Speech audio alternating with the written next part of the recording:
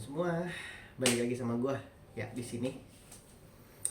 Setelah kemarin gue bikin video yang faceless, tidak menampilkan wajah gue di depan kamera, bukan karena gue kurang pede, enggak, karena I put a lot of effort dalam membuat atau memproduksi video yang ada mukanya, dan belum tentu juga berdampak signifikan pada channel YouTube gue. Jadi ya gue untuk spam video, gue bikin video-video faceless aja.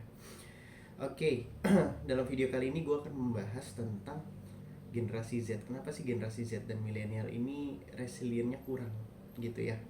Dan juga beberapa permasalahan yang suka gue denger nih, itu bahwa komunikasinya generasi Z ini kayak ada yang kurang gitu. Entah kurang sopan, entah kurang etis, dan lain sebagainya lah. Kenapa sih gitu?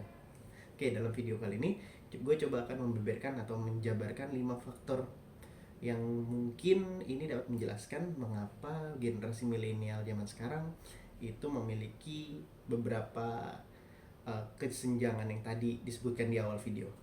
Oke, yang pertama, kita masuk ke media sosial dan teknologi. Kemajuan teknologi memang berdampak signifikan dan berdampak positif, dan juga ada dampak negatifnya tentu. Oke, pada kehidupan kita. Dulu pada saat zaman saya masih kecil, memang kita masih bermain dengan teman-teman, terus juga masih main tradisional lah, main tak umpet dan lain-lain. Sekarang kan anak-anak zaman sekarang mungkin mereka bisa akses permainan-permainan online, juga permainan-permainan yang ada di HP, entah itu offline atau online gitu. Artinya mereka ada yang kurang nih dari segi support atau dukungan teman sejawat, peer support gitu pada saat mereka kecil. Nah, itulah mengapa mereka ini memang merasa kurang di situ. Dan juga kemajuan teknologi dan media sosial ini memungkinkan kita mendapatkan informasi atau update tentang kesuksesan orang lain lah, yang itu bisa bikin Anda cemas. Padahal nggak penting-penting amat. Cobalah, tolonglah. Gak usah dipikirin kayak gitu. Slow aja, hidup seperti Larry, chill. Oke. Dan juga informasi yang begitu luas, dan juga ada fitur IG atau TikTok yang bisa kita explore dan lain sebagainya, membuat kita betah berjam-jam di depan media sosial, yaitu bisa mengganggu kualitas tidur kita. Itu tentu akan menyebabkan kecemasan. Nah, mungkin itu salah satunya. Faktor yang kedua, kita masuk ke tekanan akademik dan juga tekanan sosial. Social pressure dan academic pressure. Kita sering dibanding-bandingkan gitu ya. Wah, zaman dulu saya sering banget tuh kisah-kisah Nabi kita dengarkan gitu.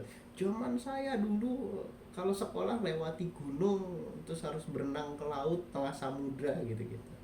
Nah, zaman sekarang kalau belajar tinggal pakai internet lah, 5 menit selesai gitu. Itu dulu zaman sekarang. Makanya kadang-kadang academic pressure ini yang membuat generasi Z ini memiliki resilient atau komunikasi yang memang lemah juga gitu. Karena apa? Bentuk komunikasinya hanya satu arah. Dulu zaman bapak saya tuh kalau sekolah susah, sekarang gampang ya. Ya iya gitu. Kita harus akui itu. Memang zaman dulu susah untuk menimba ilmu.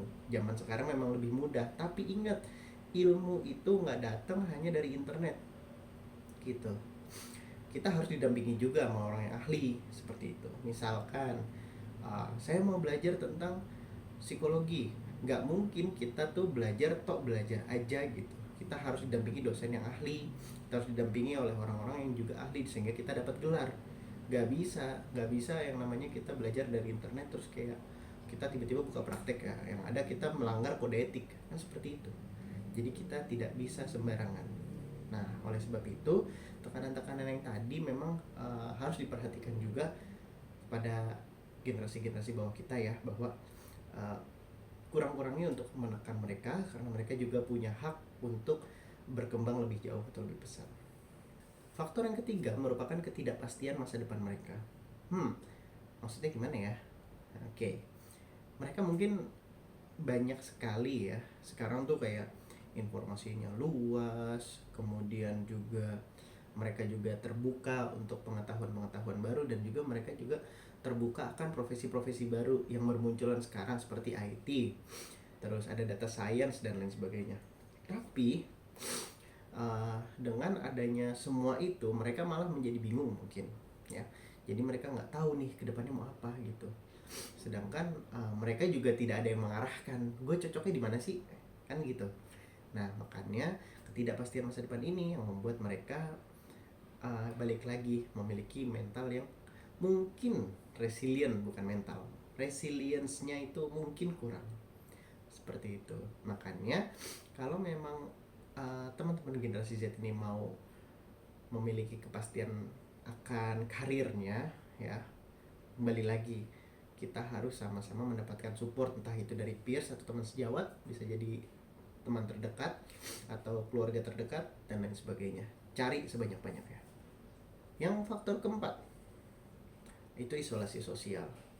Kenapa isolasi sosial menjadi berpengaruh ya terhadap resiliensi atau ketahanan mental dan juga bentuk komunikasi mereka? Oke, sekarang saya kasih contoh.